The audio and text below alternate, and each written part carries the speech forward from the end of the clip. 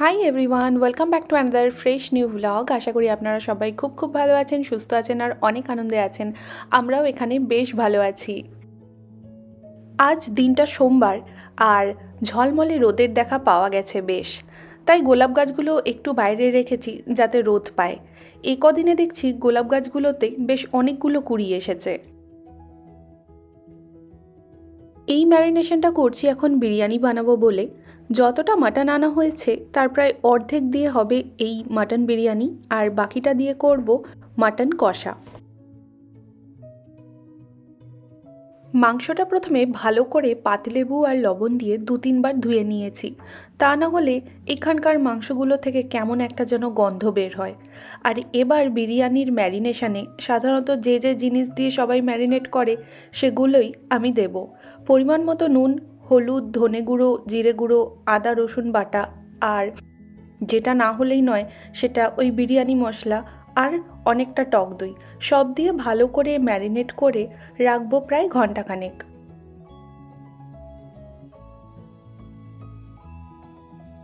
মশলাপাতিগুলো আমি দেশ থেকে আসার সময় বেশ অনেকটাই এনেছিলাম, আর এই বিরিয়ানি মশলাটাও তার ব্যতিক্রম নয়। এখানে সব ধরনের মশলাপাতি পাওয়া যায় ঠিকই, তবে স্বাদটা একটু আলাদা হয়।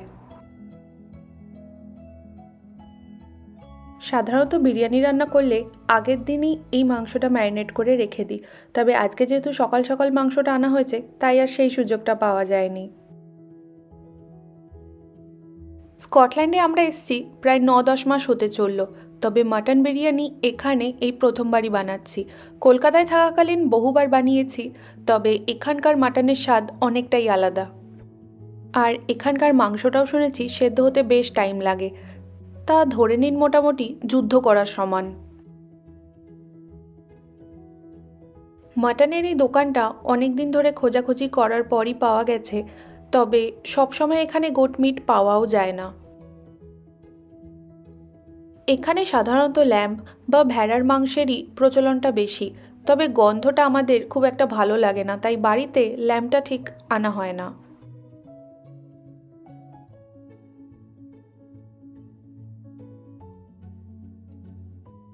বিরিয়ানি বানানোর পাশাপাশি আগের দিন কিছুটা মুসুর ডাল ভিজিয়ে রেখেছিলাম, সেটাই এখন পেস্ট করে নিলাম। আমাদের স্কটিশ ল্যান্ডলর্ড তার ফার্ম থেকে বেশ কিছু সবজি এরকম বক্সে ভরে পাঠিয়েছে। এখানে নাকি এরকম প্রচলন আছে যে ক্রিসমাসের সময় যাদের নিজেদের ফার্ম বা চাষের ক্ষেত থাকে তারা তাদের ক্ষেতের সবজি পরিচিত মানুষজনদের কাছে পাঠান।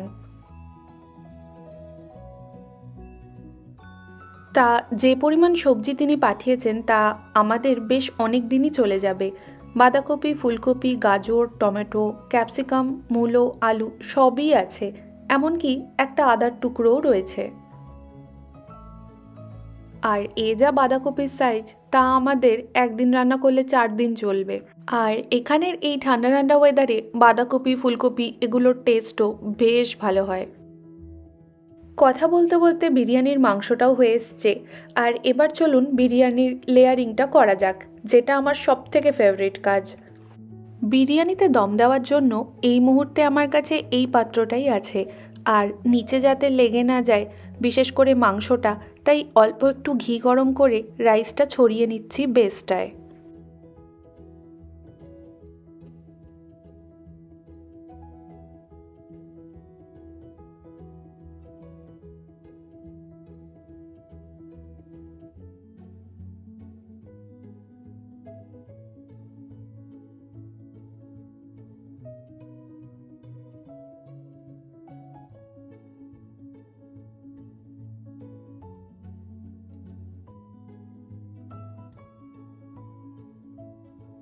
আর বিরিয়ানিতে কালারের জন্য দুধে ভেজানো কেশরটাই এখন এখানে ইউজ করছি।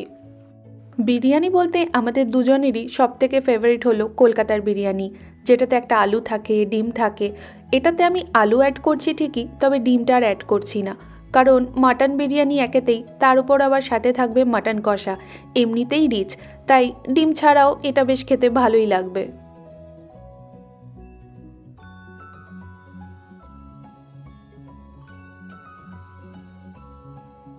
লেয়ারিংটা অলমোস্ট কমপ্লিট। এবার উপর থেকে ঘি, বিরিয়ানি মশলা আর বেশ কিছুটা বেরেস্তা দিয়ে দমে বসিয়ে রাখবো 30 থেকে 40 মিনিট।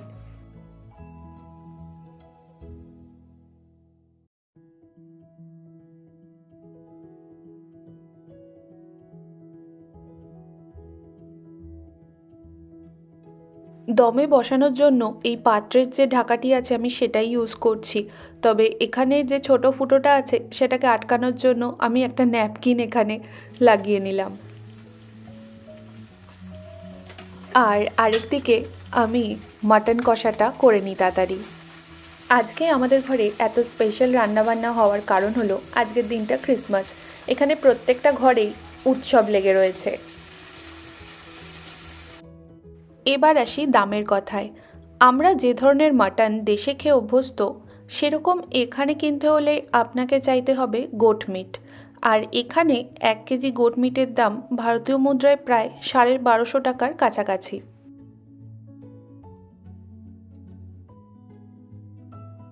মাটনে যেহেতু বেশ অনেকটা দই ইউজ করা হয়, তাই জন্য যতই লঙ্কা দিই না কেন খেতে বসার সময় মনে হয় ঝালটা যেন কম হয়ে গেল। তাই জন্য এবার বেশ 8-10টা কাঁচা লঙ্কা পেস্ট করে মাটনে দিলাম। আশা করি ঝালটা ঠিক থাকবে।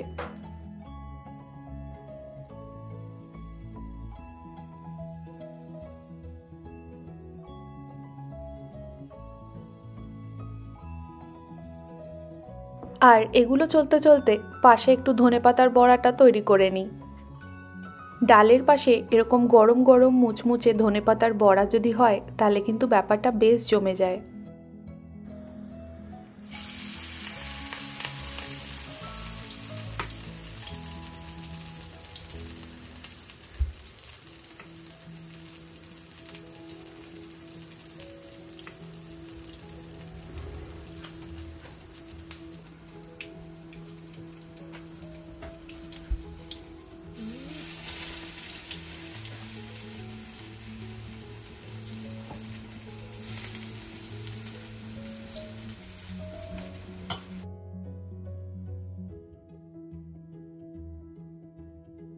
আর এবার বিরিয়ানির পাশে খাওয়ার জন্য রায়তা বানিয়ে ফেলি একটু।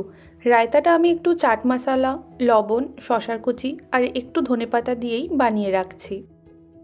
এখানে সব সুপারমার্কেটেই দইয়ের কোয়ালিটি বেশ ভালো, তবে এখানে টক দই মিষ্টি দই আলাদা আলাদাভাবে পাওয়া যায় না। যারে এরকম টক দই থাকে, কারোর যদি দরকার পড়ে সে চিনি আলাদা করে অ্যাড করে নিতে পারবে।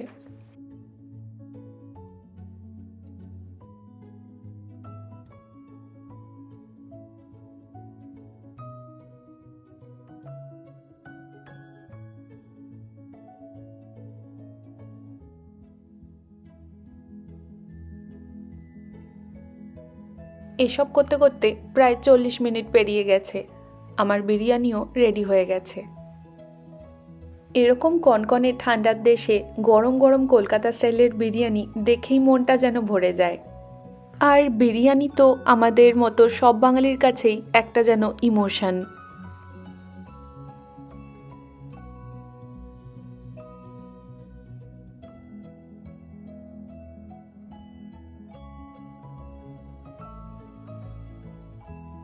করেছো কি আজকে দুপুরে লাঞ্চ? তো পুরো জমে ক্ষীর।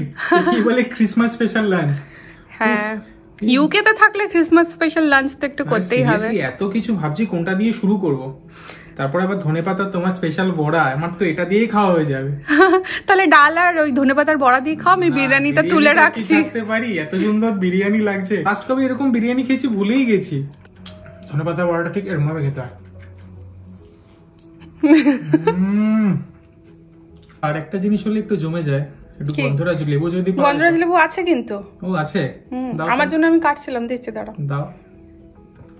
এই মাটনের সাথে একটু গন্ধরাজ লেবু চিপে ঝোলটার যা টেস্ট লাগে না, মানে টোটাল বাঙালিয়ানা। টোটাল বাঙালিয়ানা, সিরিয়াসলি। Oh lovely.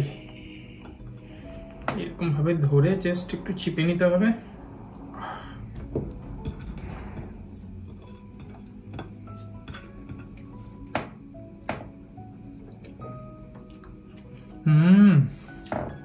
গুড, স্বাদটা বেড়ে যায় একদম। খুব ভালো হয়েছে। সফট হয়েছে, তারপরে রাইসগুলোও খুব ঝরঝরে হয়েছে। এবার তুমি বসো না, বসছি, অনেকক্ষণ ধরে বলছি বসতে, বসো। বসেই আছি, না না না না, শুধু শুরু করব। ঠান্ডা হয়ে যাবে এরপরে। আমার না এই বিরিয়ানি রাইসের সঙ্গে একটু একটু রায়তা লাগিয়ে খেতে হেভি লাগে। আমি জানি না সবাই খাই কিনা এটা। আজকের মতো ভিডিওটি এখানেই শেষ করছি। কেমন লাগলো অবশ্যই কমেন্ট করে জানাবেন। দেখা হবে অন্য আরেকটি ব্লগে। বাই।